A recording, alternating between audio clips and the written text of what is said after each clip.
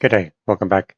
This is the next video in my series on World Chess Championship blunders, and we've moved along quite a lot, and we are now at the 2013 matchup between Anand and Carlsen. First World Chess Championship we've seen Carlsen at, and of course we'll see a rematch of this, spoiler alert, next time around, 2014. And then of course we'll see Carlsen quite a bit over the next 10 years or so, but we're definitely getting to the end of this journey. For Anand, okay, he will be back one more time, but this is the last time he is World Chess Championship. And once again, we've seen him all since 1995, and he's been around for a while. Very, very strong and successful World Chess Champion. Now, this match, let's just switch to the capture screen, and we'll just briefly go over it on the Wikipedia page. It was a very strong candidates tournament, very interesting candidates tournament, which Carlsen won to get there. See the participants are Svidler, Grischuk, Ivanchuk, Carlsen, Aronian, Kramnik, Rajabov, and Gelfand. YouTubers such as Daniel King have a number of videos on this because we're almost in modern times. There'll be a lot more material from other people on these matches and games. I think it's famous for Magnus beating Rajabov, I think, in the penultimate round to get equal with Kramnik, and then both Kramnik and Carlsen dramatically lost in the last round, and Carlsen qualified on tiebreak. So quite unusual outcome to actually qualify.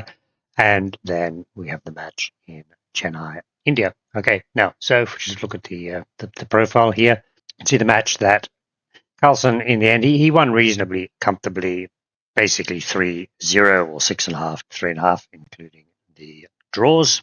Carlsen won 3 games and Anand did not win any. And you see the games we're going to look at, games 5, game 6, and game 9, all have blunders in them, although apart from game 9, to call the other ones blunders, they're sort of rook game errors, which of course you turn the engine on. Of course, that was a mistake, but actually, if you look at it, these are pretty deep mistakes, so can't criticize the plays. There was an error of sorts in the last game where Carlsen probably could have won, but he was happy with the draw in the end, and that's what we got. So let's say games 5, 6, and 9. You can see the profile there for game 5. Just sort of got rid of the that was a game 9 position we had on the board, and it is around. You can see around move 50, and then makes a mistake, and the game is lost. Go to the critical position. This is where the error occurs. We're talking about fairly tricky rook endgame. According to the engine, it should be drawn, but have a look at it, see how you would draw it. Okay, so when you're back, just so you've got the latest stockfish running here, you can see that like rook e2 is the only drawing line, pressuring the e pawn, and then the move which Anand played was king e6. Similar outcome to king c6.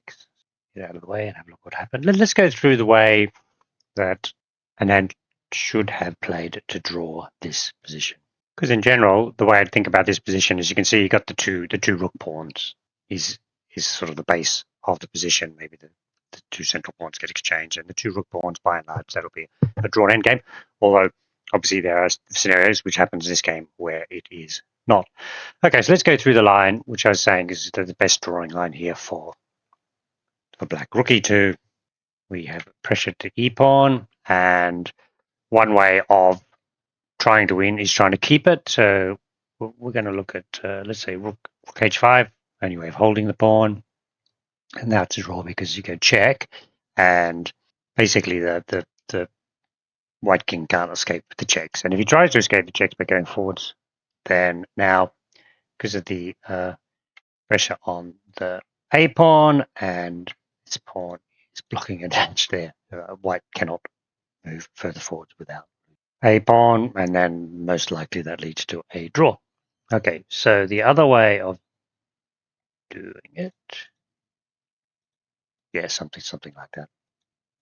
Go back to after rook e2, the other way of thinking about it, let's just push our a pawn. Okay, let's go for that. Let's see what happens in this line.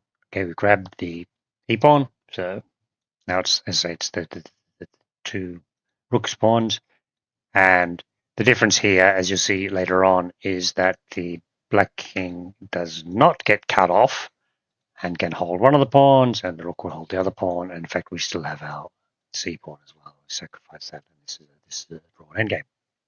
Okay, Okay, so let's now go back to King E6 played in the game. See how this continues. So Carlsen, very alert, A4. Okay, we grab the pawn. King takes E5, pushing our pawn. Actually, now that's the only winning move. And the problem happening here, the king starts to drop back, and then now the clearest winning move is this move, rook to H7. And it's cut the king off. And you see that the previous position we looked at, the black king was able to get behind the or in front of the A pawn and sit there. Can't do that this time, and that's why this is a lost position. So Anand decides that he's got a counterattack, which he does do,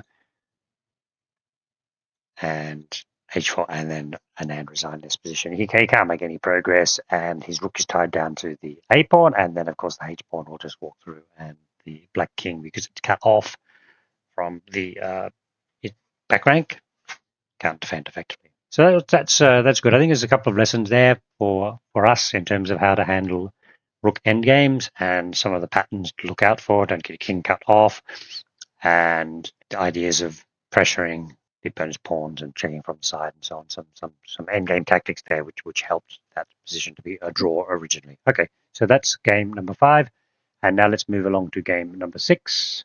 Just load up the chart for it so we can have a look at what it looks like. And you can see it's almost the same profile, that it is a very long game and is late in the move 50s, and then makes a mistake, and it's another lost game. But I say these are not trivial blunders, so I don't want to be unfair to Anand. Now this is actually was the blunder is made in this position, and we'll go back to it in a second. But this, I just want to go back a few minutes. This was actually a very curious position where white had an easier draw. In this position, say rook c8, pressures the c pawn and take it. Rook g4 has to defend it. The black's got his timing, but check. So it's already half a mistake to have let the black king to advance through like that, whereas before it was cut off because of the bad pawn structure and c4. So this position still drawn. Logical move f4 by black. So he's obviously got this pawn's coming through here, and that pawn, h pawn, will divert the g pawn away, and then he had a pawn marching all the way through. It's a race. Yeah, and what Anand played was a mistake. Rook a4, lost tempo, right? And basically, so let's go through the game line. First of all, rook a4. Let's see how that evolves. Divert. Just a neat move there, and you can see that black wins easily. The young queen and the black king and rook can easily deal with the two white pawns because they have not got far enough forwards. So if we go back to this position here, and the drawing line, of course, so easy to see, right? So it's like one of those things where actually this is a very difficult line to see, so it's unfair to call it under b4. So let's do what happens with b4. So black has to continue his active play exactly the same way. Rook back to g6. A couple of reasons. He may swing behind the pawn, and protecting the h pawn may be relevant, and also offering some resistance to the advance of the white pawns. Check, check, check. Right, black rook gets behind. Pawn advances. Actually, leave the line like that, and you end up with this slightly frozen position where black rook can't move, has to hold the white pawn.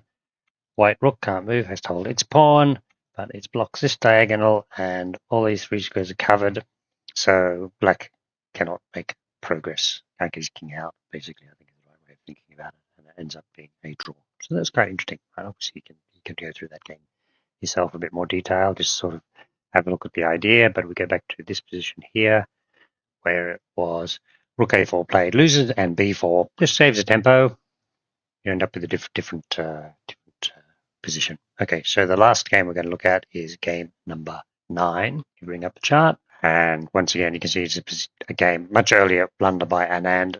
This was an amazing game. Anand was white, he was behind, and he was obviously pushing for the win, and he had an amazing attack from a Samish Nimzo, white side of it, and then the game was probably peaching out to something like a draw because Carlsen had defended amazingly, and then made just an oversight, and that was the end of the game. So let's load it up. Okay, just in terms of, you can see the amazing position. White has advanced his pawns. He's very threatening on the H file. He actually allows black to queen with jack, and position still drawn. And what happened was this game was over very quickly because he played knight f1. Let's see what happened with knight f1. And then the problem with this is that now black plays queen to e1, covers the h4 square. Black will lose his rook in pressuring the H file, and once he's lost his rook, that's game over. So, and it seems like I think Anand described the situation, he was looking for an improvement over bishop f1, which is what he should have played. And the difference with bishop f1 is now black has to play queen d1, and it's kind of forced. So white only lost his knight in this line, and he's still pressuring the h7 pawn, but there's defense here. Bishop to f5, and this is kind of peters out to a draw. There's a few lines. You could play rook h3, you could play g6, opening it up, or you could play bishop to h3, which I think is the line which a lot of people analyzed after the game, and we'll just go through this line. Goes bishop's got to drop back, undermine the bishop, sacrifice your knight, attack the queen. I mean, the bishop can't take the rook because they'll be mate on h7. And you end up with a position like this, which is the engine thinks is drawn. So that's what should have happened. As you go back to this position here, should have blocked with the bishop. He blocked with the knight, and that was game over. And then Anand was 3 games behind, and then Carlsen drew the game, and that was his first win of the World Chess Champion. Okay, so we're back in a year later with Anand having won the candidates and challenging Carlsen again. But as you can see, the blunders I'm looking at now, they're getting much more subtle and endgame blunders. Okay, I hope you enjoyed that, and thank you very much for watching.